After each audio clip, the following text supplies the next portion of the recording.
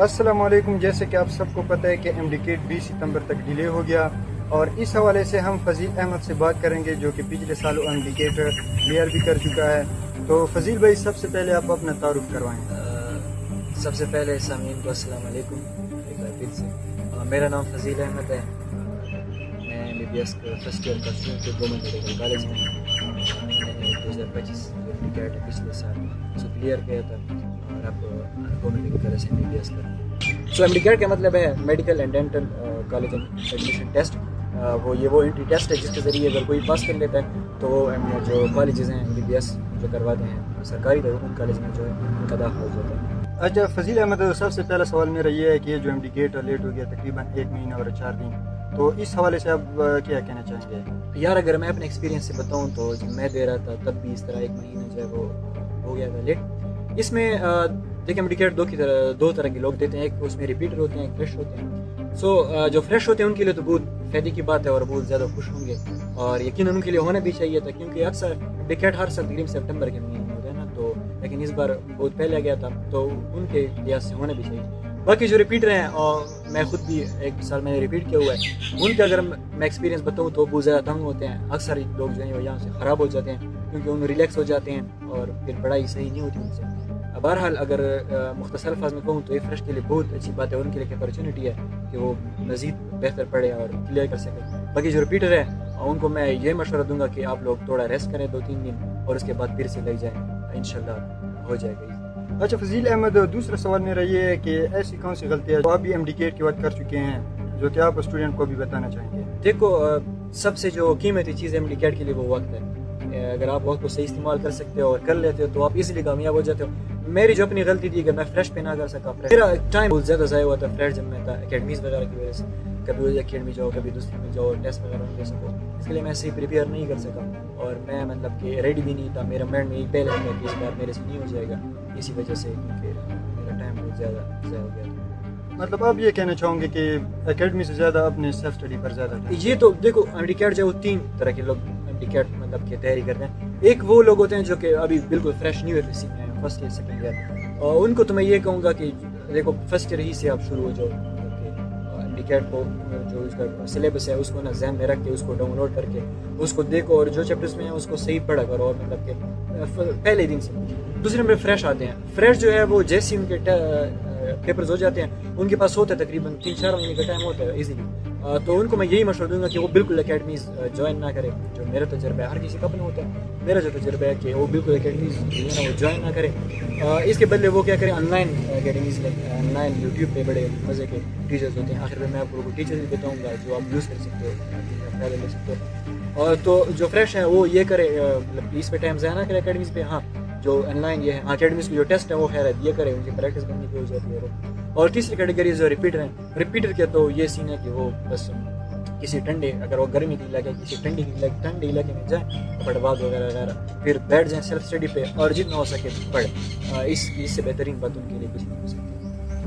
فضیل بھائی، ایک اور کنفیوژن جو ہوتی ہے جو خاص کر فریش اسٹوڈنٹ کے لیے، وہ مطلب اس کو طریقہ نہیں پتہ ہوتا کہ کہاں سے شروع کرے، کہاں سے بک کرے، گیٹس کو ترجیح دے یا مطلب کس سیکوینس سے پڑھے. تو اس کے لیے آپ کیا کہنا چاہیں گے؟ دیکھو بہت ایزی طریقہ ہے اور یقین مانو اگر فالو کرو تو میں کہتا ہوں فضول ٹینشن سے بچ جاؤ گے.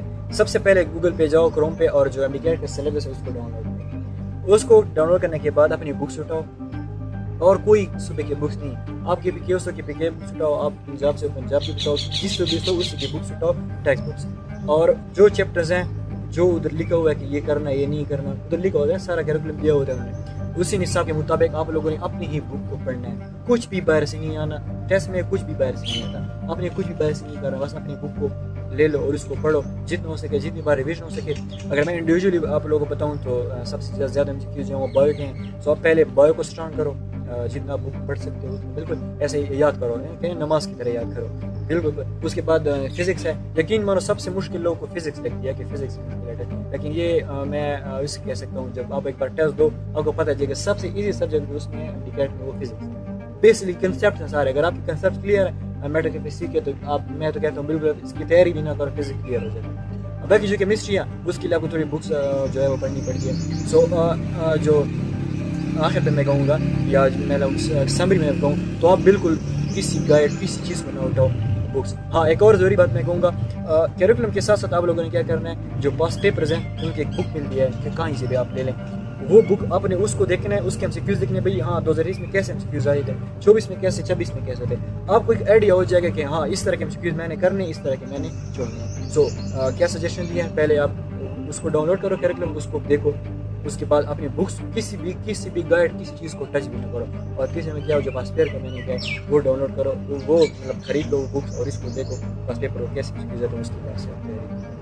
अच्छा फजील भाई, जैसे कि वीडियो शुरू में आपने खुद कहा है कि ऑनलाइन एकेडमी पढ़े, मतलब जो आप हज़ारों रुपए दूसरे एकेडमी पर सर्व करते हैं, तो इससे बेहतर है कि आप ऑनलाइन एकेडमी पर खर्च करें। तो थोड़ा ऑनलाइन एकेडमी या ऐसे टीचर हो यूट्यूब पर हो, अगर ज़रा बता दें। यकीन और बेहतरीन टीचर मौजूद है यूट्यूब पे, ऑनलाइन एकेडमी से कहीं बेहतर, आपका टाइम बच जाता है, घर बैठ के आप कवर कर लेते हो। अगर मैं सब्जेक्ट बताऊँ एक के लिए तो मैं सबसे पहले फ़िज़िक्स स्टार्ट करूँगा, तो सबसे जो है फ़िज़िक्स सेकंड है, फ़िज़िक्स के लिए बेहतरीन टीचर है। अगर आप इसको जो प्लेलिस्ट को देख लोगे एक बार, तो मैं कहता हूँ फ़िज़िक्स कहीं से MCQs आ जाए आप बिल्कुल घबराओगे नहीं। केमिस्ट्री की अगर मैं बताऊँ तो वाजिद अली कुंबो जो हैं वो बेहतरीन टीचर हैं। हाँ तो डिटेल से बताते हैं, हाँ मतलब तो उसकी वीडियोज़ वगैरह तो डिटेल से, लेकिन हाँ खासकर जो रिपीटर होते हैं उनके लिए बड़े फायदे के मतलब वो है, उनको पूरा देख लेते हैं। बहरहाल वाजिद अली कुंबो बेहतरीन टीचर है केमिस्ट्री के लिए, आप देख सकते हो। जो बायोलॉजी है, बायोलॉजी का मैं बताऊँ किसी टीचर से बिल्कुल ना पढ़ो। अगर आपके FSC में स्ट्रांग है, पहले हाँ ये खुद सोचो मेरी स्ट्रांग है, अगर आपकी स्ट्रांग है बायो तो आप बिल्कुल बैठ जाओ किताब पे एक लाइन को रट्टा करो बस, नमाज की तरह, मैंने पहले भी कहा। बाकी किसी हाँ अगर फिर भी तो एक आई थिंक बायोलॉजी गार्डियन या कोई है, मैंने खुद देखी नहीं उसकी वीडियो, लेकिन उस पर बता देंगे। बहरहाल ये है, आप इसको भी देख सकते हो। बाकी जो इंग्लिश है, इंग्लिश का लोग सर नसीर कहते हैं, सर नसीर, मैंने खुद इसकी लेक्चर नहीं देखे, सर नसीर है। और नियर पीयर आई थिंक ये 2-3 यूट्यूब चैनल है, ये इंशाल्लाह अगर यहाँ से कर लोगे तो बेहतरीन कवर हो जाएगा बिल्कुल घर बैठ के। अच्छा फजील अहमद, आखिर में मैं ये सवाल पूछूंगा कि ये जो MD-CAT अभी कर रहे हैं इसके लिए आप क्या नसीहत करना चाहेंगे?